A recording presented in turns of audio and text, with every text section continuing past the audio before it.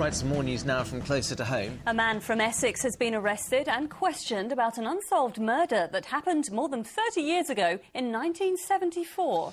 Mother of three, Josephine was found strangled a few days after disappearing from her home in Witham. David Golly has this report. For more than 35 years, Josephine Baxall's murder has remained unsolved. On October the 29th, 1974, she left her home in Witham in the early evening to keep an appointment. Her family never saw her alive again. Josephine's body was found 3 days later in a field at Berry Green near Bishop Stortford. She'd been strangled. But despite a massive investigation, her killer was never found. Late last year, officers from the Bedfordshire and Hertfordshire Cold Case Review Unit announced they were going to take a fresh look at the case. Josephine's grown-up children spoke of their hope that their mother's killer would be finally caught. It is important for us to have a conclusion to this. How we deal with it at the time, I don't quite know if and when it happens. Police today confirmed that a 68-year-old man had been arrested at his home in Malden in connection with the case. After questioning, he's now been released on bail until April. David Golly, Anglia News. A man from Norwich who was at the centre of a paedophile ring which distributed indecent images of children has admitted sending pictures using mobile phones.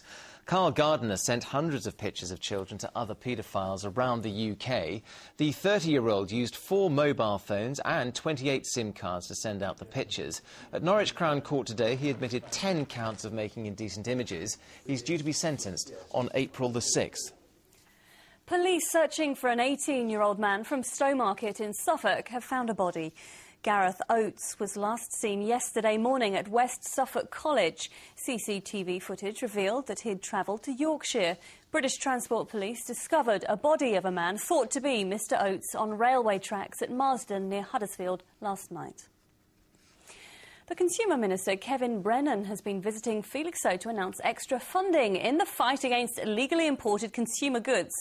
The Suffolk Container Port is the largest in the UK, and every year Customs and Trading Standards officers search thousands of containers to stop dangerous and unsafe goods being sold in Britain.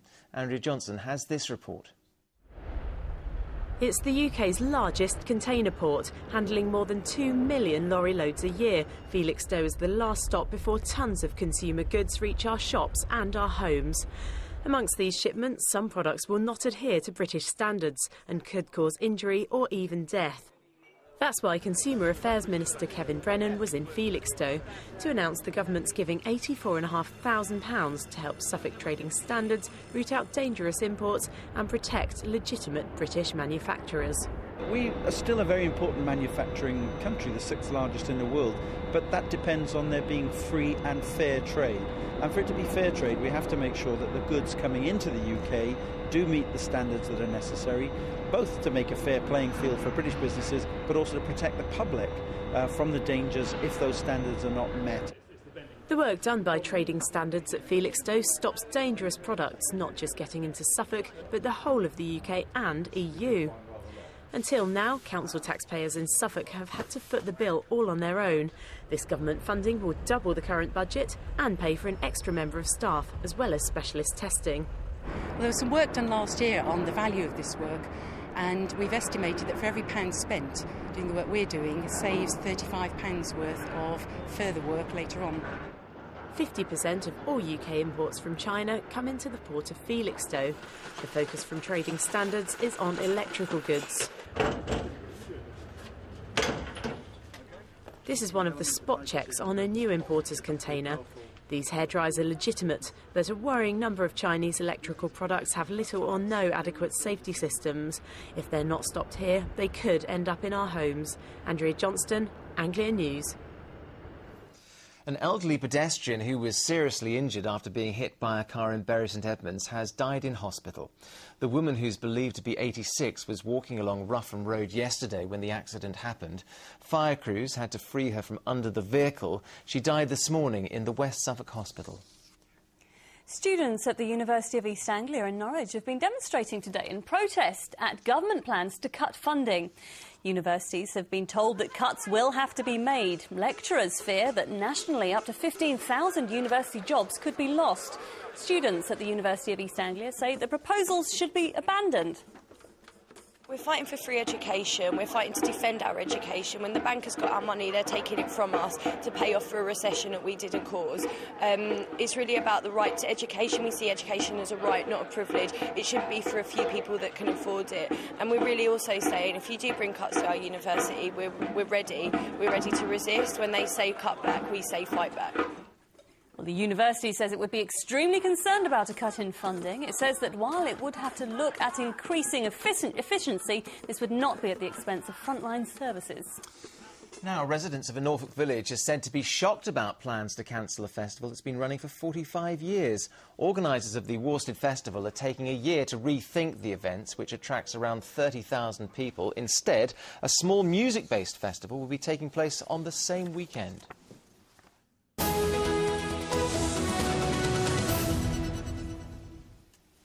Next, we've some pictures just in of a house fire in Northampton in which one person has died. The fire service was called to Woodland Close just after midday. A woman was taken to hospital and later died. It's thought the fire was started by a chip pan which had been left on the stove. Now, it's not the first time, and it probably won't be the last time, that the Locks Inn at Geldeston in Norfolk has been cut off by floodwater. But the locals are a hardy lot. If they can get there by car or on foot, they go by boat instead. Now, our Natalie Gray is a keen canoeist, so we challenged her to get there as well. Water, water everywhere, and more than a drop to drink, if only you can get to this very watery watering hole. The Locks Inn at Geldeston on the Norfolk-Suffolk border has been left high but far from dry by the River Waveney bursting its banks. But locals are determined to get there by hell or high water, or canoe.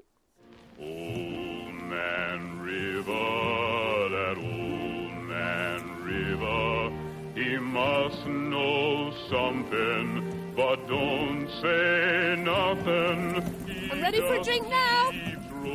Graham Elliott often paddles to the pub for a pint. It's a 6-mile journey by car, only 10 minutes by canoe, and even I can manage that. But I'm not prepared for the sight that awaits us. The Locks Inn is surrounded on all sides by water. Oh my goodness, this is the beer garden. We can almost get to the front door. Yeah, we can. We've arrived. Brilliant, and the pub is dry. We hitch up. It's open. That's a good sign. It is, and dry inside as well. And inside we get a really warm welcome from landlord Colin Smith. As you can see, people do make it down here. You know, usually we're accessible by boat, by bicycle, by car, but today it's canoe only. Cheers. We're his first customers, but not for long.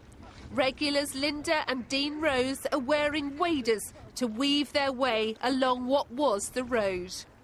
How desperate are you for a drink, you two? Well, we love our pub. Yeah, and that's it. We love our pub and we come down here all the time, so we'll do anything. Come hell or high water. That's the one. And soon we're joined by 2 girls in kayaks. It's incredible, isn't it? A combination of high tides, northerly winds and exceptional rainfall has led to the flooding, which Colin hopes will have subsided by the weekend. It is sad, but I mean, it's lucky it's not peak season. The valley does flood occasionally. Normally we struggle to get out of the kayaks at the bank side because there's usually such a big gap to get up, so today was amazing to be able to paddle to the front door. And we couldn't believe it. We looked over the field and normally we see the cows and all we could see was water everywhere. Water may have locked in the Locks Inn, but loyal locals are determined to keep this pub afloat. Natalie Gray, Anglia News, Geldeston in Norfolk.